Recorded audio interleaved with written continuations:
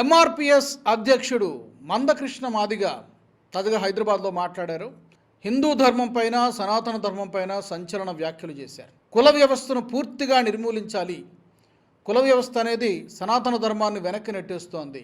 ఇస్లాం మతంతో అలాగే క్రిస్టియానిటీతో కంపేర్ చేస్తూ సనాతన ధర్మం చాలా పురాతనమైంది, కానీ ఎందుకు మనం మన దేశం దాటి బయటకు విస్తరించలేకపోతున్నాం? కానీ ఇస్లాం మతానికి ఉన్నటువంటి చరిత్ర ఏంటి, క్రిస్టియానిటీకి ఉన్నటువంటి చరిత్ర ఏంటి, ఈ రోజున ఎక్కడ పుట్టింది, ఎన్ని దేశాల్లో విస్తరించింది, బట్ అదేవిధంగా సనాతన ధర్మం ఎందుకు విస్తరించలేకపోతుంది అని మందకృష్ణ మాదిగ మాట్లాడారు. వ్యవస్థ గురించి మాట్లాడారు. తాజాగా సుప్రీంకోర్టు ఇచ్చినటువంటి తీర్పును గురించి కూడా మాట్లాడారు. సుప్రీంకోర్టు తాజాగా ఇచ్చినటువంటి తీర్పు మతం మారినటువంటి వాళ్ళకి, హిందూ మతం నుంచి క్రిస్టియానిటీలోకి మతం మారినటువంటి వాళ్లకు ఎస్సీ ఎస్టీ హోదా ఇక మీదట వర్తించదు, రిజర్వేషన్లు వర్తించవు, ఎస్సీ ఎస్టీ అట్రాసిటీ కేసులు పెట్టినా కూడా అది చెల్లుబాటు కాదు అని చెప్పి సుప్రీంకోర్టు తీర్పిచ్చింది. వీటిని ప్రశ్నిస్తూ మందకృష్ణ గారు మాట్లాడారు. దీని గురించి మాట్లాడదాం. నాతో జాయిన్ అవుతున్నారు రాజకీయ విశ్లేషకులు మురళీ మనోహర్ గారు. మురళీ గారు నమస్తే అండి. నమస్తే రాజు గారు. మురళీ గారు చాలా సుదీర్ఘమైనటువంటి ప్రెస్ మీట్ ఆయన మాట్లాడారు, మీరు కూడా విన్నారని అనుకుంటున్నాను. సో ముందుగా ఆయన సనాతన ధర్మం గురించి మాట్లాడారు. చాలా పురాతనమైనది, చాలా గొప్పది అని చెబుతూనే ఇందులో ఈ కుల వ్యవస్థ అనేది ఒక పెద్ద మహమ్మారిలాగా ఉంది అని ఆయన మాట్లాడారు. సో ముందుగా మీ ఇనీషియల్ రిమార్క్స్ ఏంటి సార్? ఇప్పుడు ఎందుకు పర్టికులర్గా మాట్లాడారు ఆయన? అవుట్ రైట్ గా చెప్పాలంటే చాలా గొప్ప ఉపన్యాసం మందకృష్ణ గారు ఈ రోజు ఇచ్చిన ఉపన్యాసం. అంటే ప్రశ్న అడ్రస్ చేసిన ప్రెస్ మీట్ అయినప్పటికీ కూడా చాలా భావోద్వేగంతో మాట్లాడారు. మొట్టమొదట నేను కామెంట్ చేసేది ఏంటంటే, మందకృష్ణ మాదిగ గారు ఒక హిందూగా మాట్లాడారు, ఒక స్వచ్ఛమైన హిందూగా మాట్లాడారు, ఒక సనాతనీగా మాట్లాడారు, హిందుత్వాన్ని తాను ఓన్ చేసుకుంటూ మాట్లాడారు. ఏం మాకు హక్కులు లేవా దేవాలయంలోకి ప్రవేశించడానికి? అదేదేమైనా పేటెంట్ రైట్ ఇచ్చారా బ్రాహ్మణులకే పూజలు కావడానికి? మాకు కూడా ఎందుకు ఇవ్వరు అసలు అని ప్రశ్నించారు. ఈ అంటరాంతనము, కుల వివక్ష కారణంగానే సనాతనం కానీ హిందుత్వం కానీ దెబ్బతింటుంది, లేకపోతే చిన్నదైపోయింది. అఖండ భారతం ఎందుకు పోయింది? మరి భారత్ రెండు ముక్కలు ఎందుకు అయింది? బంగ్లాదేశ్ లేకపోతే పాకిస్తాన్ గా ఎందుకు ముక్కలు అయిపోయింది? కనుక ఈ కులమే మనల్ని కుంచింపజేస్తుంది. కులం పోవాలి అని గట్టిగా డిమాండ్ చేశారు. కులాన్ని బహిష్కరించాలి, కులాన్ని బ్యాన్ చేయాలి అన్నంతగా మాట్లాడారు. చాలా మంచి విషయం కదా రాజు గారు. ఇంతకన్నా గొప్పగా ఎవరు మాట్లాడారు ఈ మధ్య కాలంలో? కుల రహిత సమాజం కొరకు ఎవరు మాట్లాడలేదు. అందరం కూడా కులాల కుళ్ళుతో కొట్టాడుకుంటున్నాం మనం అందరం. కనుక రాజకీయ నాయకులు కులాన్ని మరింత పెంచి పోషిస్తున్నారు. మందకృష్ణ గారు మాత్రం కులరహిత సమాజాన్ని గట్టిగా డిమాండ్ చేశారు. కులాన్ని నిషేధించండి అని అన్నారు. చాలా మంచిదే, అట్లా నిషేధించే అవకాశమే ఉంటే అంతకన్నా గొప్ప ఎవరు నిషేధించాలనేది ఇప్పుడు ప్రశ్న. ఎవరైతే ఈ పని చేయగలరు? మంచి డిమాండ్ చేశారు మందకృష్ణ గారు, కానీ ఈ పని ఎవరు చేయాలి? ఇది నాకున్నటువంటి ప్రశ్న. అంటే ఇనిషియల్ కామెంట్ కనుక మేము ఈ మాట మాట్లాడతాం. మురళి గారు, అయితే సరే, ఇప్పుడు మీరు అన్నట్టుగా ఆయన అన్నట్టుగా నిజమే, కుల వ్యవస్థ నిర్మూలించాల్సిందే, ఉండకూడదు.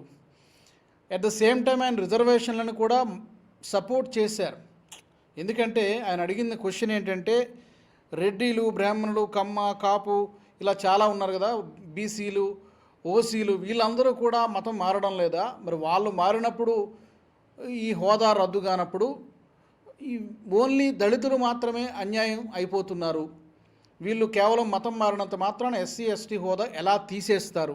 సుప్రీంకోర్టు ఈ మధ్యనే తీర్పిచ్చింది, జస్ట్ ఒక 4-5 రోజుల కిందటప్పుడు తీర్పిచ్చింది. క్రిస్టియానిటీలోకి మారితే ఎస్సీ ఎస్టీ హోదా వర్తించదని చెప్పింది. ఏది రిజర్వేషన్లకు కానీ, లేకపోతే ఈవెన్ ఈ ఎస్సీ ఎస్టీ అట్రాసిటీ కేసులు పెట్టడం విషయంలో కానీ చెల్లుబాటు కాదని చెప్పింది.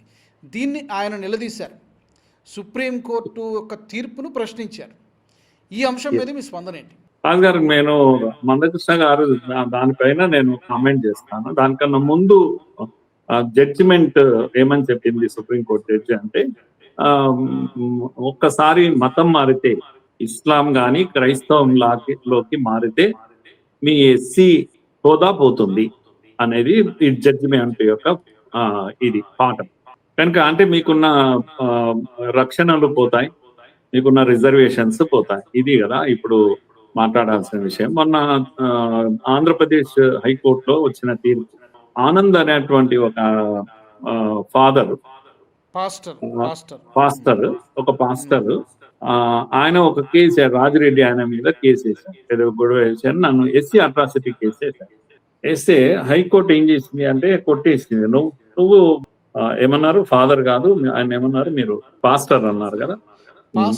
ఆనంద్ మీరు మీ వృత్తి ఏంటంటే పాస్టర్ కనుక మీరు క్రైస్తవులు కదా అంటే అవును క్రైస్తవుని, కానీ నేను దళితుడిని, నాకు సర్టిఫికెట్ కూడా ఉంది. ఇవన్నీ చర్చ అయిన తర్వాత సరే మతం మారారు, మీరు ఎప్పుడో తీసిన సర్టిఫికెట్, మతం మారంగానే మీకు హక్కులన్నీ కోల్పోతారు మీరు కనుక you are no more Dalit అని చెప్పేసింది కోర్టు. చెప్పేసి మీకు పెట్టిన కేసు కూడా చెల్లదు, మీకు ఆ రైట్ లేదు మీకు ఎస్సీ అట్రాసిటీ కేసు పెట్టడానికి, ఎందుకంటే మీరు దళిత్ కాదు.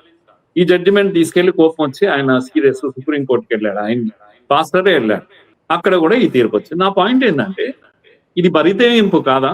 ఒక పాస్టర్ ఇప్పుడు ఆయన ఇంకా దళితుగా కొనసాగాల నేను అడుగుతున్నాను. ఆయనకు సమాజంలో గౌరవం లేదా? పాస్టర్కి అయితే ఉంది కదా, పోనీ ఇతర వాళ్ళను వదిలేద్దాం. మిస్యూజ్ ఆఫ్ ఏసీ ఇది స్టేటస్ ఎంత ఘోరంగా జరుగుతుంది, గ్లేరింగ్ గా. ఇది ఎవరు మాట్లాడడం లేదు అసలు. దీన్ని ఏమంటారు? ఆయన పాస్టర్ గా ప్రాక్టీస్ చేస్తున్నాడు, 10 మందికి ప్రీచింగ్ చేసేవాడు, 10 విషయాలు మంచి విషయాలు చెప్పేవాడు.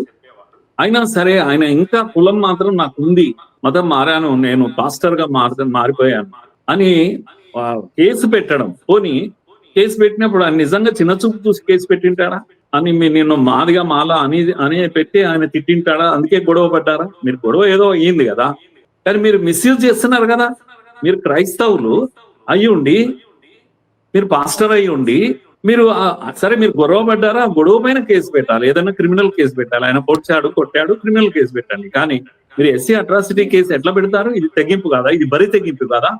ఆయన ఎవరు అడగరైంది నాకు అర్థం కాదు. జడ్జిమెంట్ సంగతి తర్వాత మాట్లాడదాం. ఇలాంటి మిస్యూజ్ కావడం వల్ల అసలైన దళితుడు, డప్పు కొట్టే దళితుడు, చెప్పు కొట్టే దళితుడు ఆయన ఎక్కడున్నాడో తెలియదు. రాజుగారు ఇప్పుడు ఊర్లలో ఆయన కోసం చేసిన ఈ ఏర్పాటు అమాయకుడుగా ఎక్కడున్నాడో తెలియదు. హిందూ అయిన దళితుడు, నేను ఆయనకు ఇంకో పేరు పెట్టాను 24 క్యారెట్ దళిత్. వాళ్ళు ఎక్కడున్నారో తెలియదు, వాళ్ళకి బయటకు వచ్చి మాట్లాడడం కూడా తెలియదు. ఇగో సోషల్ మీడియాలో వీళ్ళు వచ్చి బరి తెగించి మాట్లాడుతుంటారు కదా వీళ్ళంతా. అంటే కనుక నా దళితుడు నేను వెతుక్కుంటున్నా ఇప్పుడు ఎక్కడ ఉన్నాడు అని, నా దళితుడిని నేను వెతుక్కుంటున్నా ఎక్కడున్నాడని. ఆయనకు రిజర్వేషన్స్ లేవు. వీళ్ళే అందరూ వీళ్ళే, ఈ కాకి మాధవరావులు, వాళ్ళ అక్కలు, వాళ్ళ చెల్లెళ్ళు, వాళ్ళ కుటుంబాలు మొత్తం వీళ్ళే ఎంజాయ్ చేస్తున్నారు కదా రిజర్వేషన్స్ అన్ని. ఏ అంటరాని వాడు, ఏ గుడికి రానివ్వని వాడు, ఏ ఊరికి దూరంగా పెట్టబడ్డవాడు ఎక్కడున్నాడో తెలియదు. వీళ్ళు వచ్చి మొత్తము కొంపలు ఉంచుతున్నారు. కనుక నేను కాస్త డైవర్ట్ అవుతున్నా, ఇష్యూ డీవియేట్ అవుతున్నాను. కనుక ఇప్పుడు వచ్చిన సమస్య ఎవరిదంటే, సమస్య దళిత క్రైస్తవులది కాదు. ఇది సమస్య హిందువుగా మిగిలిపోయిన దళితుడు ఎవరైతే ఉన్నారో వాళ్ళు అమాయకంగా చదువు లేక అజ్ఞానంతో అదే అదే డప్పును నమ్ముకొని ఊర్లలో ఉన్నారు. ఆయనకు అందడమే లేదు రిజర్వేషన్స్ కానీ, హక్కులు కానీ ఏవి లేవు. ఇంకా నలిగిపోతున్నారు. అణిచివేత ఉంది అక్కడ, అంటరానితనం ఉంది అక్కడ, ఇవన్నీ ఉన్నాయి.